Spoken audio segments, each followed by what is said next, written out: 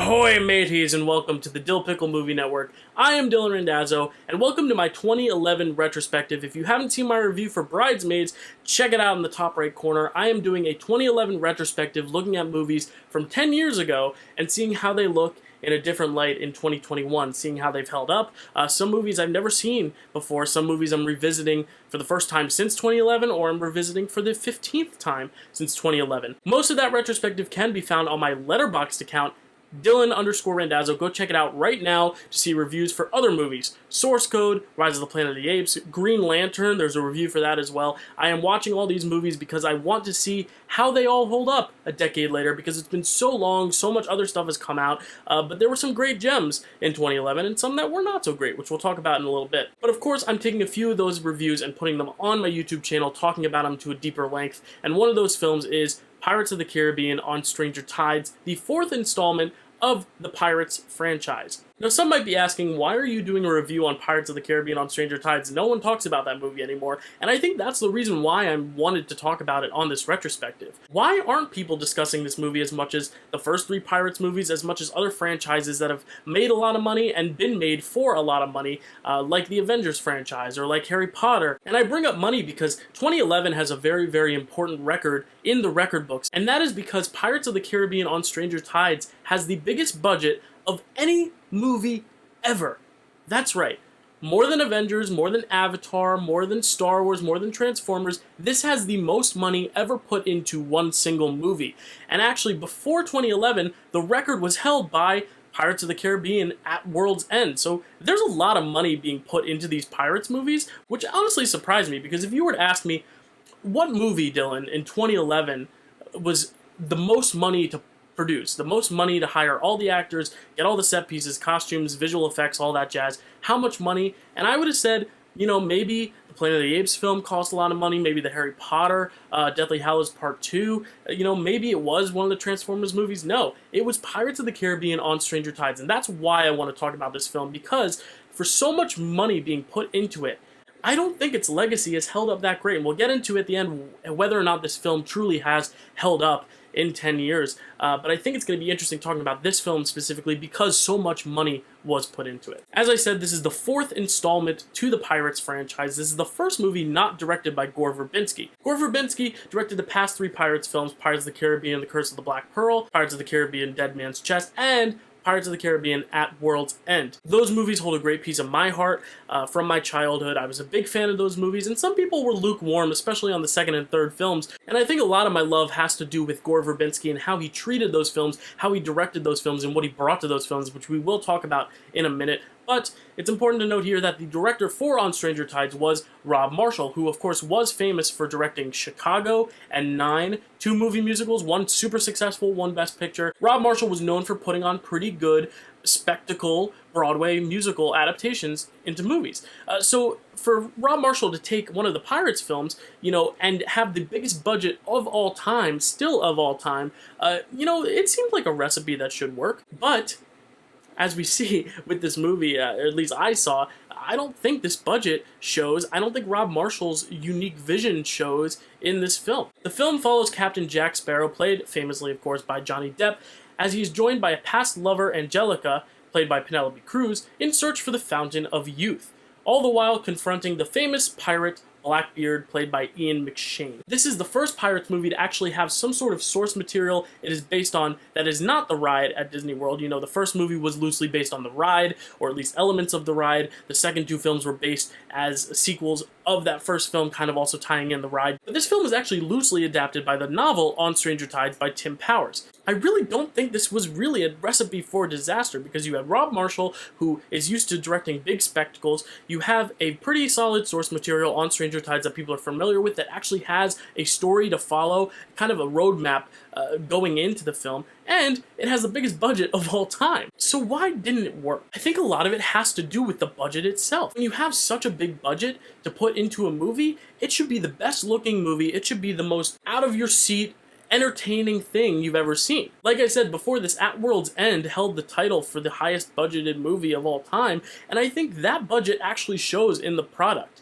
there are some really wild set pieces in both Dead Man's Chest and At World's End that, while some people think it's a little silly and over the top, I think works perfectly for this franchise. I think Gore Verbinski, what he took and what he brought to this franchise in terms of the spectacle and just experimenting with larger-than-life set pieces is what made the Pirates film so special. In this film, the spectacle really isn't that dynamic. It is not the most dynamic-looking film. It's a little murkier in colors, you know, it's definitely a little gloomier, if you will. The most impressive stuff is actually earlier on when Jack Sparrow makes this grand escape. We've seen Jack Sparrow make a lot of big grand escapes, but this one was fairly memorable, fairly entertaining. But then from then on, there was no one scene or one set piece that really drew me in and really made me go, wow, this is so cool, this is so big, this is so new, this is so fresh. It just felt like a step down from what we've been seeing from other movies of the kind, specifically the first two films in the franchise. With every ongoing film in this franchise, everything got bigger and bigger and bigger. Things definitely got a little bit more unbelievable, but I think Gore Verbinski was very much aware of that, and that was his intention. He wanted to go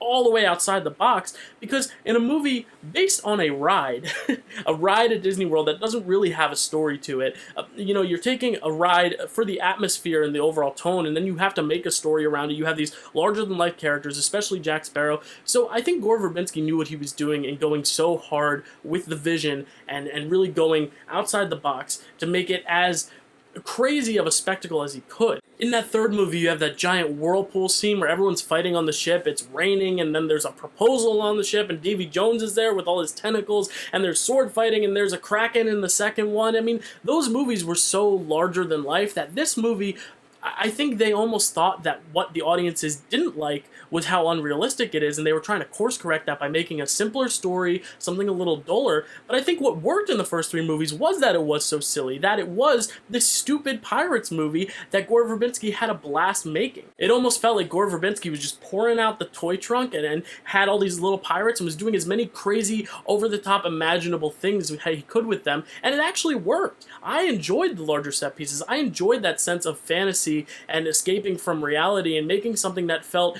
you know, not always 100% on the mark, but, you know, at least it felt inspired and had some sort of vision. On Stranger Tides, I think, abandons that completely. I don't think any of it seems inspired to the depths, if you will, that At World's End and Dead Man's Chest and even the first movie had. The first movie itself didn't even have the biggest set pieces, but even in those smaller moments, the intimate moments, the one-versus-one sword fights, I still think they had enough of an energy and a passion behind them that they made it feel somewhat fresh and new and exciting, whereas these fights and these action sequences just don't. Even the MCU films, which aren't really considered high art, are still trying hard to use their budgets to play with different worlds and different characters and really bring as much spectacle as they can to the table. And I think this film, with the budget they had everything they needed to make a really exciting spectacle, but they totally fell flat in delivering a pretty bland, pretty boring, and pretty sluggish movie. Did everyone see that? Because I will not be doing it again. Even without the set pieces, I mean, the dialogue moments aren't that compelling. It is very sluggishly paced, and I think a lot of that has to do with making Jack Sparrow the one and only main character of this film. In the other three films, you also had Elizabeth Swann and Will Turner, played by Keira Knightley and Orlando Bloom, respectively. They were the more relatable protagonists. You had Jack Sparrow, who of course was the scene stealer and who was a great leading character to follow, but you had those two characters to also make it feel more relatable and kind of rope you into the story and give it that romance and that, you know, emotion and tenderness. Whereas this film, it doesn't really have that. Jack Sparrow is the only leading character, and he does have a romance with Penelope Cruz, and I think they have a good dynamic. I don't think all the movie is terrible. I think they do have a pretty nice dynamic between the two of them. It's good to see Jack Sparrow with like this love interest who also is kind of an antagonist to him at times, and whose father is Blackbeard, who is also an antagonist. There's a great dynamic with that, but they don't lean into it enough, and Jack Sparrow himself is just such a comedic relief that it's hard to get these real human and emotional moments. You might be better off you just stay out of it. There is a romance made between a mermaid and one of the pirates. They didn't see it through to its full potential, and they focused it more on the other stuff that was going on, the blander stuff that was going on. So even the romance in this isn't that intriguing because they just didn't spend enough time on it. Like I said, I don't think this is the worst movie in the world. It's definitely not the worst movie of 2011 when you have movies like Cars 2 and Green Lantern in the mix, but you know, I just don't think the elements here that work work enough. You know, you have Hans Zimmer's score. Hans Zimmer's score is always going to be great, but that's not enough. If the musical score is the best thing about the movie, then people can just buy the soundtrack and call it a day. Like I said, Penelope Cruz and Johnny Depp's interactions and chemistry is very good, and I do think it does drive some of those smaller moments that make them a little bit more intriguing, but at the same time, when everything else around it is so dull, when the story itself isn't that exciting, when the spectacle and the visuals just aren't that intriguing, I just don't think it makes up for the pockets of greatness that this film potentially has. So the big question, especially with this whole retrospective, looking at this film 10 years later, is does it hold up? And how does it hold up? And I'll just say off the bat, I don't think this film holds up. Is that it? I think so. And I keep coming back to the same idea of budget, but when you have such a big budget, you know, you have to be able to deliver. That being said, this movie still made a lot of money. It was the third highest grossing film of 2011, behind Harry Potter and the Deathly Hallows Part 2 and Transformers Dark of the Moon. It grossed over $1 billion, so it definitely made its money back and then some. And I think that is because enough people liked the first three movies enough that they felt confident that, you know, maybe this would bring something new. Jack Sparrow was still a beloved character. I think this movie set bad expectations for the next movie. I really don't know if I would rank this higher than the fifth one or not, because the fifth one I think is a little worse in its actual writing and its dialogue, but I do think this movie just feels a little bit duller in its style. And I think when it comes down to pirates, you can have some dialogue that doesn't work at times, but as long as the spectacle delivers, I think it's worth the trip to the movies. I think it's worth the watch. Whereas this film, I feel like it was the reverse. The story was fine. It played it very safe. The dialogue wasn't terrible, but it's the actual visual aspect and the actual spectacle of the movie that this movie does not have that I think might make this honestly even worse than the fifth movie, which I also did not like very much. Roger Ebert, one of the most beloved critics of all time, one of my favorite critics of all time, he gave this film a pretty mixed review, but one of his critiques was that the removal of Knightley and Bloom, as well as the addition of Cruz, were positive aspects. I do agree the addition of Cruz is a positive aspect, but I don't necessarily agree that removing Keira Knightley and Orlando Bloom from the equation really helped this movie. If anything, I almost missed their characters. I missed seeing them and their dynamic with Jack Sparrow. I think Jack Sparrow is a great character in tandem with the other great characters, but I don't think he works as well on his own. British film critic Mark Kermode gave this a negative review, saying, "It's not as staggeringly misjudged as the third part because it is just nothing. It is just a big empty nothing. Whereas part 3 I think was an active atrocity, it's just nothing at all." This I semi-agree with, semi-disagree with. I think, yes, I agree, this is a bunch of nothingness. This film does read just an abundance of nothingness. But I don't think the third one was an active atrocity. I think, like I said, the third one at least took those risks to be larger than life, and while not all of it landed, it still feels inspired. It still feels like there's some vision behind it, like there's some actual passion put into it. You know, it's a pirates movie. It's about these swashbuckling, rum-chugging, you know, pirates. You know, it's not supposed to be something taken too seriously, and I think that's why the third film does work for me. So while I do agree that he does say it is a big empty nothingness, I don't agree necessarily with the fact that he says that the third film was an active atrocity. The review I actually agreed with the most was USA Today's Claudia Pugh, who said the film was familiar and predictable, often incoherent and crammed with pointless details, and I agree. I think this film really did take the worst elements of the first three films and abandon the best elements, and I think that is why, at the end of the day, On Stranger Tides does not hold up. And I think in 2011, people probably felt the same thing. I think people were definitely underwhelmed by this film. At the end of the day, it's such a long film, and there's so much money put into it,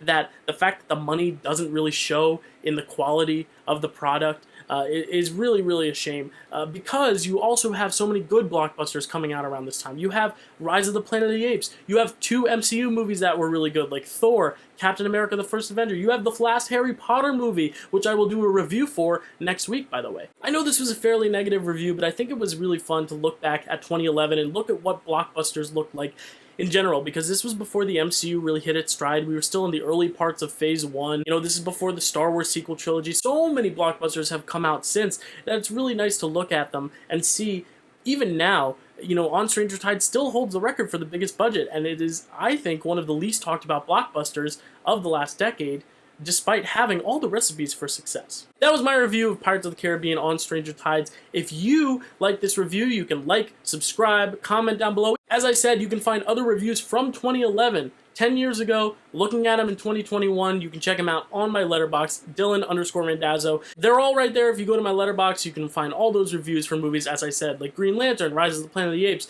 The Muppets, Source Code, all these great movies and not so great movies that I've had fun looking at over the past few weeks, and I will continue looking at for the rest of the month. I'm looking forward to bringing you more videos on 2011, including an episode of Picture This, where we will look at the Best Picture nominees of 2011 and seeing how those 9 films hold up over time. I recently watched The Help and Extremely Loud and Incredibly Close in preparation for that. Those reviews are written on my Letterboxd, and you can see me talk about it with my co-host Chad Webb on Picture This at the end of the month. And at the very, very end of the month, I will give my top 10 movies of 2011 from 10 to 1. This movie, spoiler alert, will not make the list, but, you know, it was still a lot of fun talking about it. Thank you so much for watching. I'll see you next time.